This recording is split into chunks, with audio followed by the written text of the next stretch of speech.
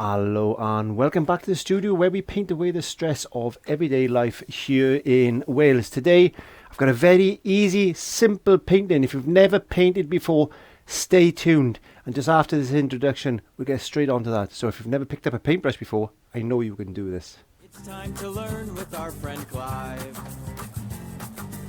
So grab your brush, have a great time.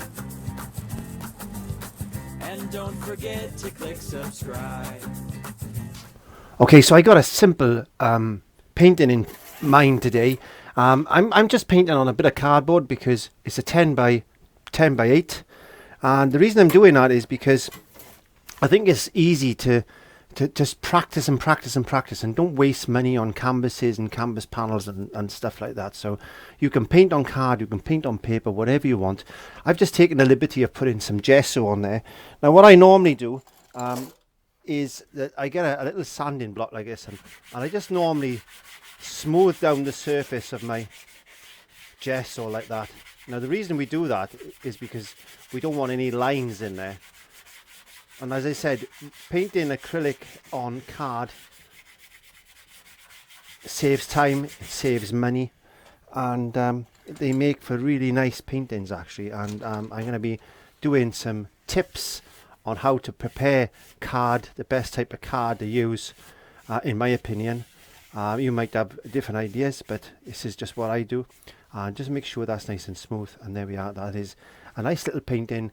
Bit of cardboard ready, prepared for a painting. I just knocked all my brushes over, so I'm going to have to pick them up. Okay, so let's have a look at the palette. Today I'm going to keep things very simple. I've got some mid yellow. Any yellow, any medium yellow will do. This particular yellow is a cadmium yellow. It's got a little bit of a green bias to it. I find it tends to go a little bit towards the green, but we're not going to complicate things by biases at the moment. I've got some ultramarine blue. Again, that's leaning towards the cooler side of the blue rather than the warmer side. Again, we'll discuss that. I got burnt umber, and I've got some white. That's it. That's all the colours I'm going to be using. I'm using some medium mix to thin my paints because I've just got used to using that. It's a product that I make myself in the studio. That is available at www.clive5art.co.uk, along with things like my homemade flow improvers, my homemade retarders. I have got a fine mist bottle which I'm going to be using as well, and a selection of my own brand of brushes. There we are. So that's what I'm going to be doing today.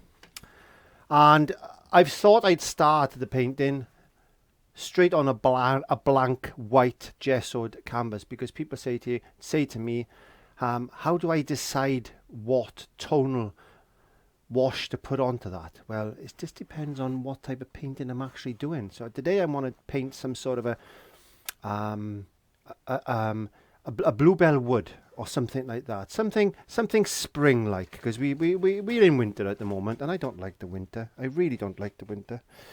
So all I'm going to do is I'm going to just get a little bit of yellow there, like that. I'm going to add a little bit of burnt umber to it. There we go. I'm just going to dirty that down, just really dirty it down like that. Just make it like a, I don't know, a bit like a very, very pale, like a raw sienna then. There we are. Burnt umber and yellow can make it like a raw sienna colour. And all I'm going to do very quickly is I'm just going to spread that over. I just want it a little bit darker than that. Spread that over like this. Now you can use plain acrylic if you want to. This is what I'm doing, straight onto gesso. Because it doesn't really matter on card. Card is very absorbent, like paper. And this is just this is a tonal ground. They call it a tonal ground if you're interested. Now if you stay tuned towards the end of this video, somewhere towards the end, I will give you a fantastic tip, and I'll explain something to you. So it's important that you stay tuned, because I don't even know when I'm going to say this, so it's going to be towards the end somewhere. So stay tuned to that. Stay tuned in, and I will come to that quite shortly now. So there we are. You can see that the paint is already started to dry onto my little board there.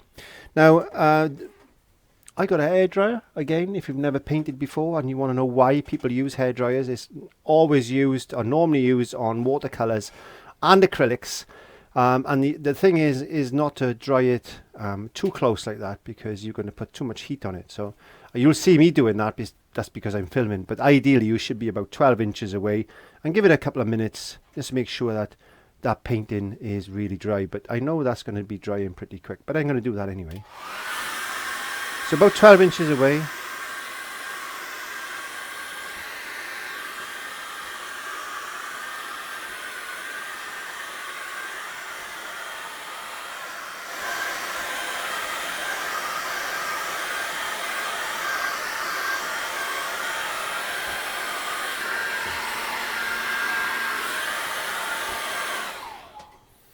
And there we are. You always use the back of your fingers like that. Never touch the board or the canvas with your fingertips, because there's little grease spots there, but there's nothing on the back of your fingers, so you'll know when it's dry. There we are, or dryish in my case.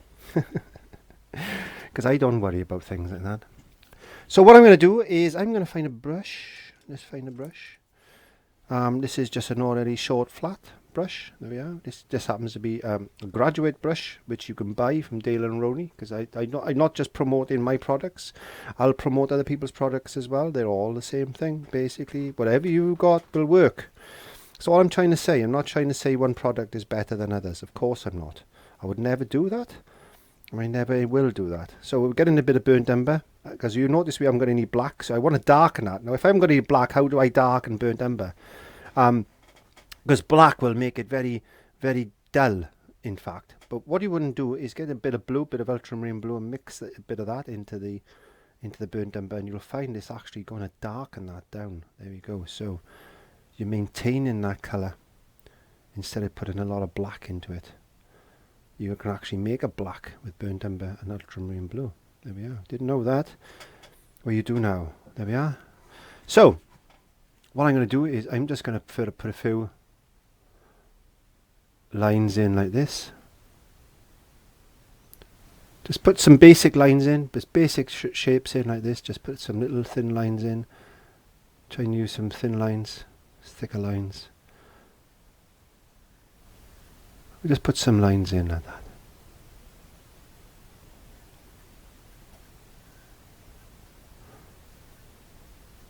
What we can do then is get a smaller brush, and if you've got one of these long pointy brushes and you don't know how to use them, these are called strip liners.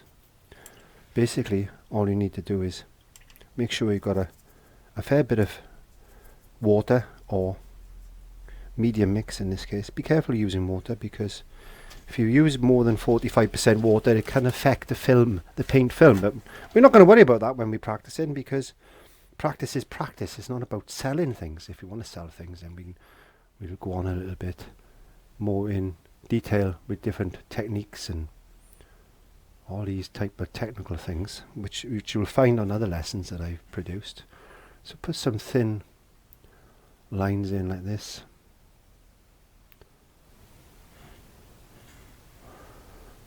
A tree will come up like this, and then you'll have little branches coming off like that, and then a little tiny little Y, and then you have another little one. If you look at the way branches are formed, they'll come up like that, a little Y, and then there's another little Y, and there's another little Y, another little Y, another little Y like this, another Y, another Y. There we are. Study branches and trees. If you're going to paint them, study them. Look at them. Look how they form. Look, is there a pattern to the trees? Well, some trees there are patterns too, and a lot of branches you'll find that a lot of the trees will be roughly the shape of a leaf. So if you've got let me think, a maple tree, which is something that leaves have got 5 points on them, and you'll see the tree is basically that shape. Fantastic facts we pick up, especially using things like our smart speakers and stuff.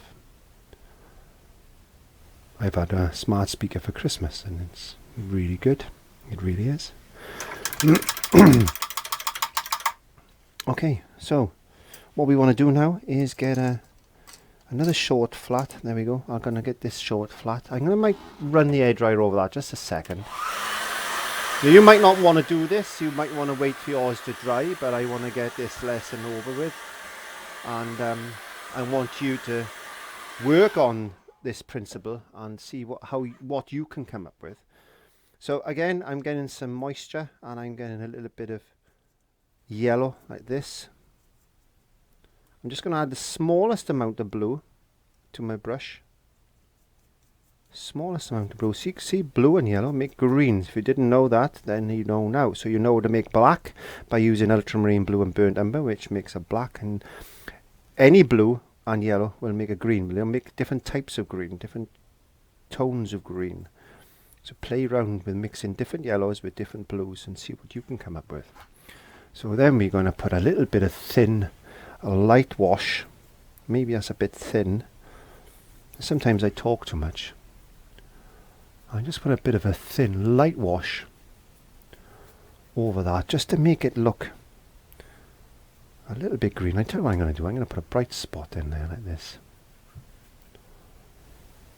I'm going to get a little bit of white to the yellow, and the reason I'm doing that is because yellow is opaque. Yellow is transparent, and white is opaque. So we need a bit of brightness coming in, like this. Doesn't look much now at the moment because we're only using very thin layers of paint. But trust me, it will build. There we go.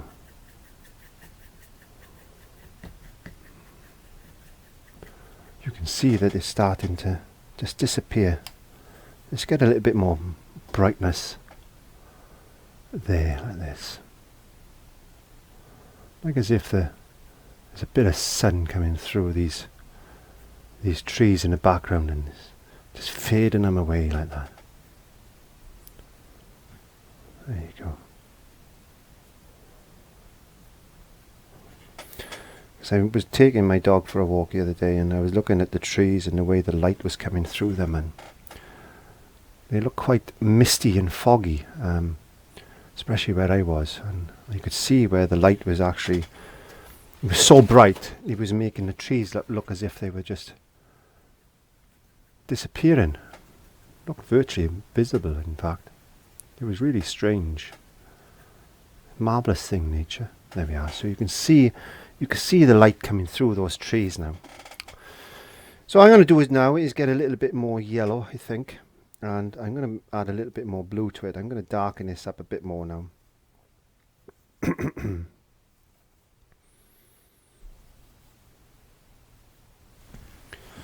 There we go.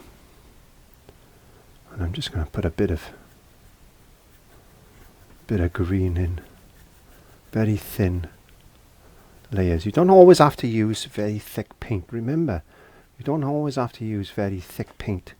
You can use acrylic as thin as you want on cardboard, even on paper, because the reason is that paper and card are very absorbent, so it's not going to flake away. So you can basically use as much water as you want on cardboard and paper,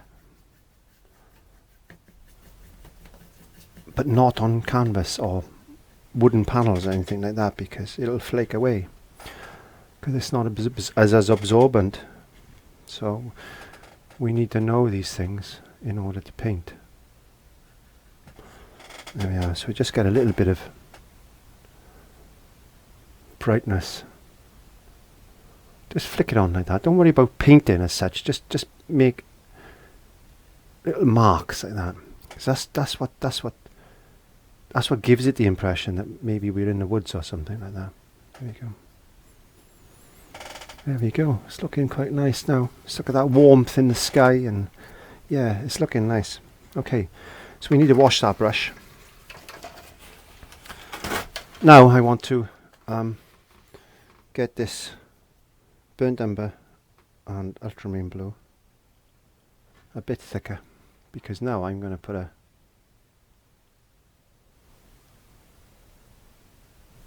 another tree in,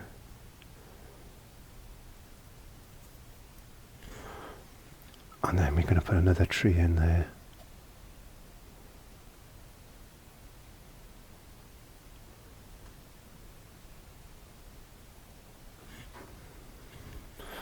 And maybe another old rickety tree there like that.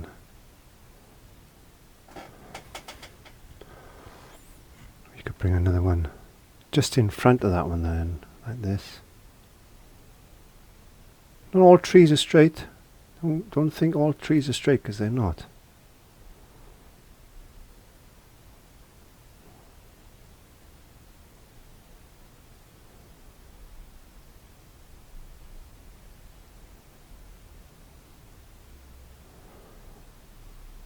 Give them a bit of a foot. They've got to have something to stand on, haven't they? Maybe just a remnant of one there like that.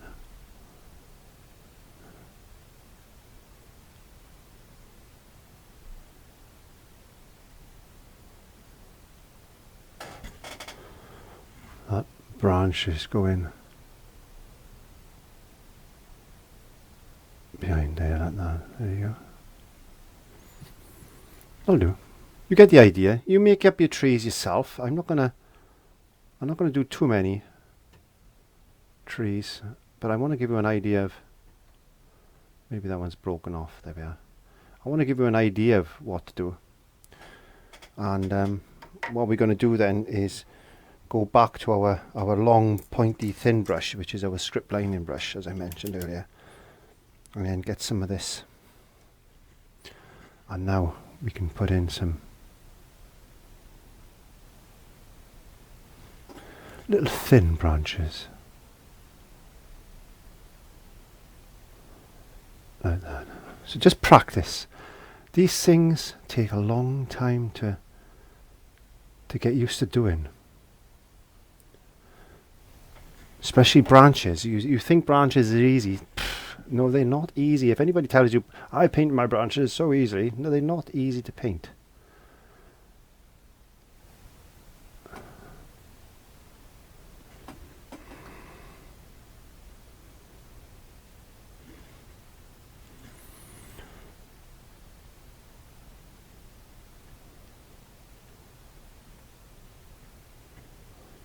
And just continue doing.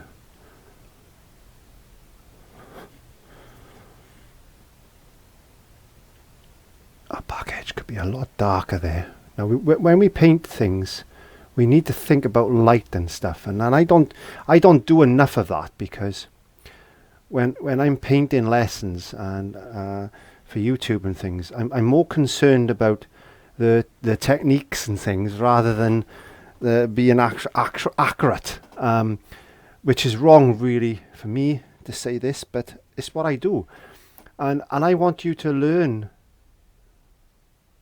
things specifically in different lessons. So, you know, when I talk about light and stuff like that, I want to do a painting just about light, and I want to build up your experience that way, and it's worked really well actually, because I know a lot of you are doing really well, especially with the groups, which I'm going to be making a point of doing a few more lives again this year now. I did start doing them with my wife Jane last year, but she was not very well, so it takes two of us in the studio to do that. But I'm going to work on the way of actually doing something like myself now,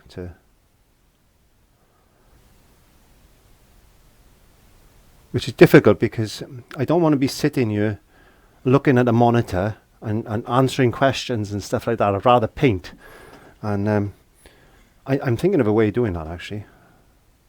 If I can do that, then I'll be happy.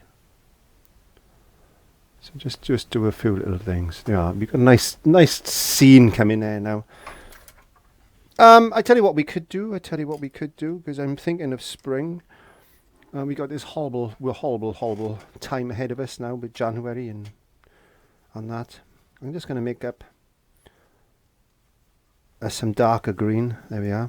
So just that ultramarine blue and yellow. Look, I've got a lovely dark green. If I want to darken that, I can just add a bit of burnt umber to it. There you go. And maybe just tap in some bits and pieces like this.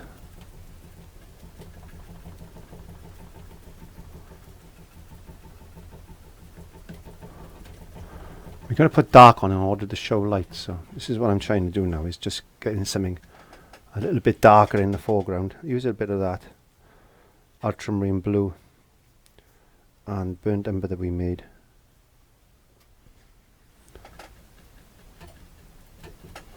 Not quite dark enough, and I don't want to use black. I'm trying to avoid using black.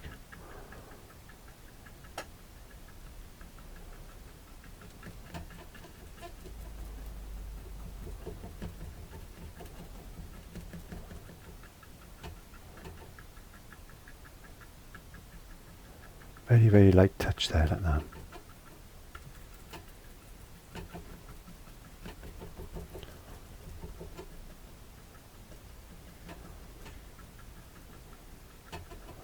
Could be a nice little spring scene, couldn't it? It could, it could.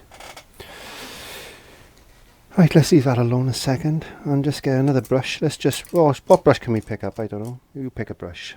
We will go for a number 8. There we are. Just a number 8. Add a little bit of that into there. There we go. And just put a few leaves and things just flicking around there like that. There we are.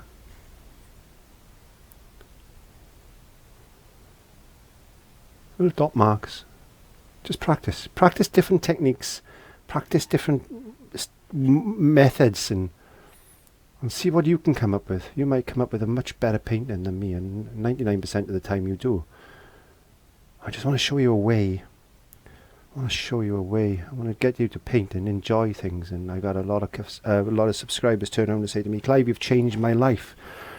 I was ready to give up. I could draw, and I've been ill, and now you've shown me another way of bringing my joy of art by learning some skills that you've taught us." And there we are. Just play around like that. Play around. Put a few. What I like is just have fun, enjoy the process of painting. It's not about being accurate and perfect, and I don't like that. I don't like perfection. I think we should be a little bit loose and free and just, you know, if we see something, see if we can reproduce it in our way, and try and make what's the word I'm looking for? Again, our style of painting. Then we could get some blue. We could get some blue. We could get some blue like this, and we could put some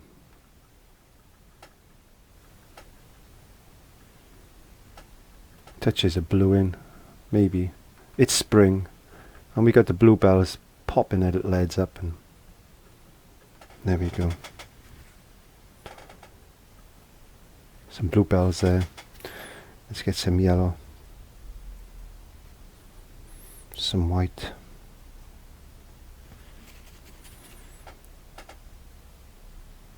Put some nice fresh light grass in, just where that sunlight is hitting.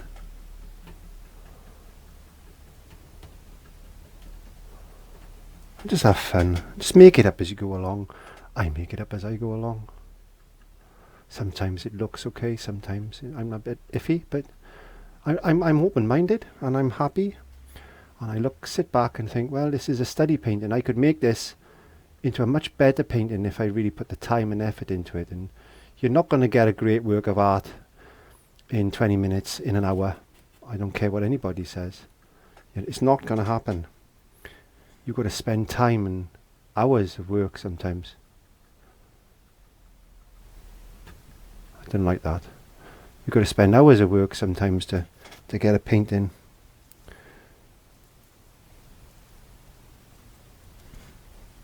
Get some more bluebells.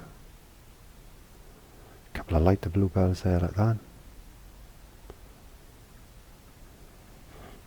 If I had a bit of red, I'd put a bit of red in, but I haven't got any red because I don't want to put any more. I don't want to put any red onto my palette. But a couple of dots of red would work. A couple of dots of red would work there. There we are. Nice, easy, simple painting like that. Maybe a couple of dots of yellow. I don't know what they are. They could be flowers or any. They could be anything, couldn't they? Who knows? I don't know. It's just something that came out of my head. Okay, there we go. One wonderful, quick, easy, simple painting for you to try. Give it a try. You've never even picked up a paintbrush in your life. Give it a whirl. That's all I want you to do, is learn to paint. My mission here is to teach people to paint and get people to want to paint. And then you can master the arts as you progress. And that's the most important thing. But above all, get paint onto canvas or paper, whatever you want, and enjoy it. Okay, as I said, this is the extra bit of information for you. So I've been asked, what is a wet palette? A wet palette is simply a palette. It's a plastic box with some kitchen roll. There we are. That's all it is, kitchen roll. There, or anything that's absorbent, you can put in and you soak that with water. Now, the idea behind that is then you get some kitchen parchment paper or baking paper or anything like that, which is greaseproof paper. You put that on top and you let that soak in, because when you put your paints then onto your wet palette, the moisture underneath permeates or keeps moist this greaseproof paper. Therefore, your paint is not going to dry underneath. It's going to stay moist and wet. It's not going to evaporate. It's not going to dry. It's not going to soak into anything. It's just going to stay malleable like that. And if you put a lid on that and leave a little gap, you can shut this away, and then you can keep those paints on that palette for up to 48 to 72 hours. But beware, they do tend to sweat. So always leave a gap at the side so the air can get in. But there are other videos on my channel to explain all this in detail. So thank you very much for waiting till the end. I'll see you next time. So from me in the studio, thank you very much for watching. Don't forget to click the subscribe button over there. Over there is another lesson you might be interested in. And down below there's a couple of links you want to click on. And